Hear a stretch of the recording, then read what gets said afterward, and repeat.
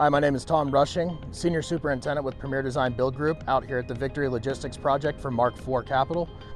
Mountain States is currently finishing up with their rail install and ballast placement.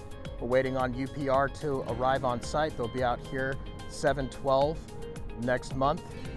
For Gavin Road, we have NV Energy and AT&T have pulled all their overhead lines and removed their power poles. The road has been paved, striping is completed, and we're installing signage currently. For Phase 2A, we have Q&D out here. Both of their pipe crews are working on underground utilities. With the storm drain being installed on Innovation Drive, we have water line being installed on Gateway.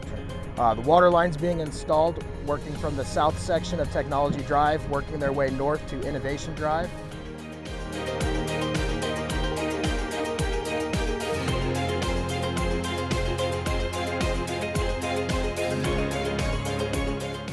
Q&D continues with their mass grading. They're cutting material from the open channel in Pond B. That material is being placed on Lot 1. Lot 2 is complete, and we're going to be certifying that pad end of week this week.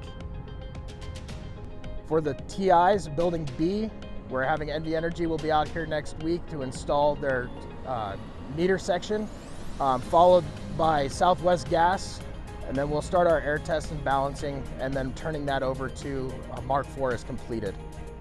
Building C, T-grid has been installed in the main TI and the remote restroom area and office.